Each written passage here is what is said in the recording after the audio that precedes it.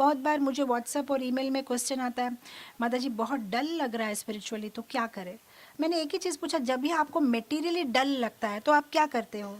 जैसे हमारे टीवी में दिखाते हैं, आपको डल लगता है तो ग्लूकॉन डी पियो, ग्लूकॉन डी मिक्स करो और एकदम शक्ति आ जाती है आपको। कितना सिंपल है एकदम। वो लोग दिखाते हैं एडवर्टाइजमेंट में, एकदम वो लड़का ऐसे ऐसे स्कूल से आता है, फिर ग्लूकॉन डी पियो, फिर एकदम शक्तिमान हो जाता है।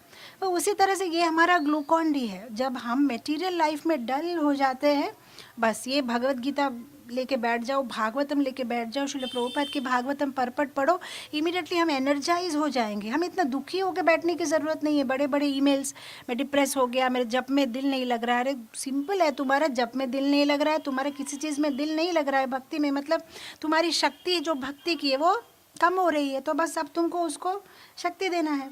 जैसे भक्ति तीर्थ महाराज बोले थे, मैंने शायद आप लोग को बताया था, भक्ति तीर्थ महाराज ने जब अपना देह छोड़ा तो उनके पास सचिनंदन महाराज गए थे मिलने के लिए, और उन्होंने सचिनंदन महाराज को उस मोमेंट पे एक क्वेश्चन पूछा। बोला कि अगर दो कुत्ते लड़ रहे हैं तो कौन सा कुत्ता जीतेगा?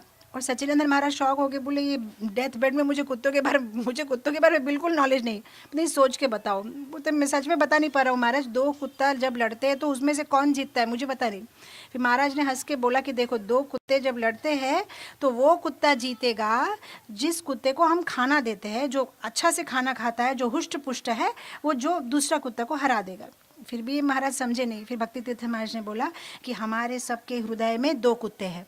एक बोलता है चलो सत्संग में चलते हैं, सत्संग में चलते हैं। एक बोलता है नहीं नहीं, अभी तो ऑफिस से आया हूँ, थका हुआ, जाने की ज़रूरत नहीं। अब ये दोनों कुत्ते जो है कंटिन्यूसली फाइट करते रहते हैं। अब इसमें से कौन सा कुत्ता ज़्यादा स्ट्रांग होगा या जीतेगा? जिसको हम रोज़ खाना खिलाते हैं, रोज़ पोषण देते हैं। रोज़ पोषण देना मतलब पसंद हो ना हो भागवतम पढ़ना, पसंद हो ना हो जप करना। जब हम उसको रोज़ पोषण देते हैं तब वो इतना हुष्ट पुष्ट हो जाता है। उसके बाद जब ये दूसरा कुत्ता उससे फाइटिंग करने के लिए आता है कि भाई नहीं चलो हमें रेस्ट लेना है, ये उसको मार फेंकता है। तो हमें पोषण देना है, रोज पोषण देना, ये एक मेडिसिन जैसा है। पसंद हो ना हो रोज भागवतम पढ़ना है। भागवत कोई साधारण पुस्तक तो नहीं है।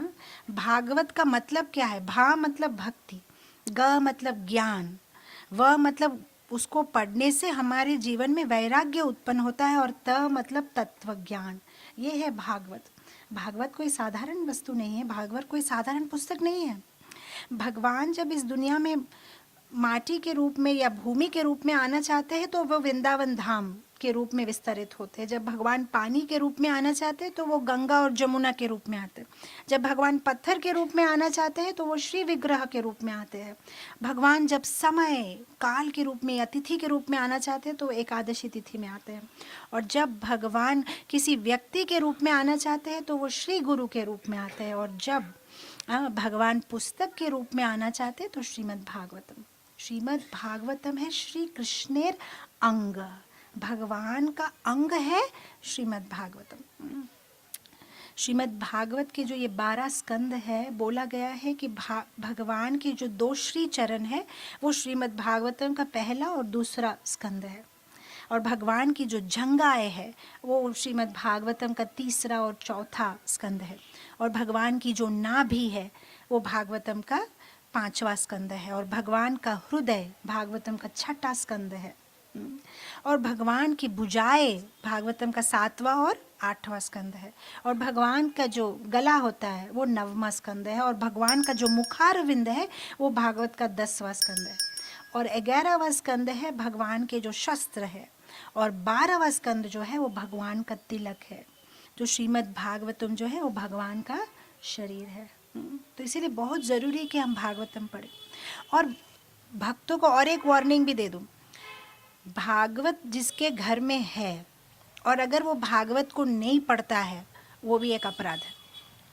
क्योंकि ये तो ऐसा हो गया कि आपने आपके घर में किसी गेस्ट को बुलाया और आप उस गेस्ट से बात नहीं कर रहे, क्योंकि भागवत में और कृष्ण में तो कोई डिफरेंस नहीं है। तो कृष्ण आपके घर में शेल्फ में बैठे हुए हैं और आप बिजी हैं, उनसे बात नहीं कर रहे, तो ये भी एक अपराध है। तो जब हम भागवत पढ़ेंगे तभी तो हमारा कन्विक्शन भगवान के ऊपर बढ़ेगा। क्या बोलते, ज्ञान के बिना जो भक्ति है वो अंधी है, और भक्ति जो ज्ञान, और ज्ञान जो भक्ति के बिना है वो लंगड़ा है। समझ में आया? ज्ञान बिना की भक्ति अंधी है और भक्ति बिना का ज्ञान लग रहा है। दोनों की ज़रूरत है।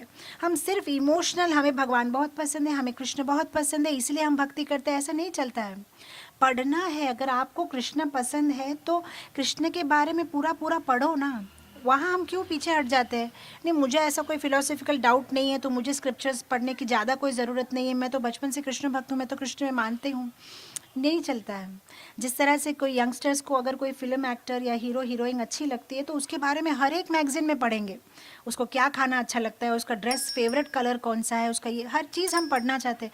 उसी तरह से अगर हमें भगवान अच्छे लगते हैं, हम भगवान की भक्ति करना चाहते हैं तो भगवान के बारे में हमें पढ़ना है और पढ़ना है डिटेल्स में।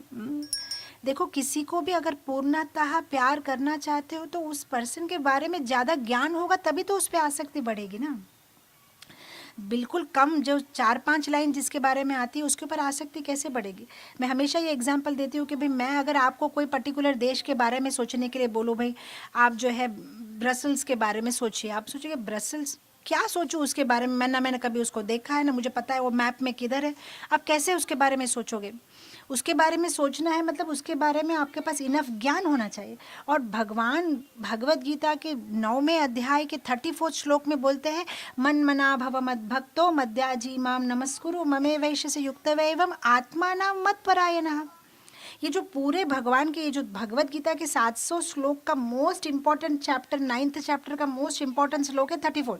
अगर आज ए गीता स्टूडेंट अगर आपको कोई बोले ना कि भगवत गीता को एक लाइन में, एक श्लोक में आप बता दो, आप ये श्लोका बोल सकते हो, क्योंकि इसमें पूरा सारांश है। वहाँ पे भगवान सिंपली बता दिए, तुम मेरी पूजा करो, मेरा नमस्कार करो, मुझे याद करो, मेरे बारे में तुम सोचो, तुम मुझे प्यार, तुम पक्का मेरे पास में आत्मा नाम मत परायण, मेरे परायण हो जाओ, तुम मेरे पास आओगे। बस इतना हम तो वही चाहिए ना, हम तो भगवान के पास जाना चाहते हैं, उसके लिए मार्ग ढूंढ रहे, पूरा प्रोसेस उसके लिए ही चल रहा है। तो उसका भगवान बोल दिया कि मुझे याद करो। और तुम याद कैसे करोगे तुम अगर तुम उनके बारे में जानते ही नहीं हो?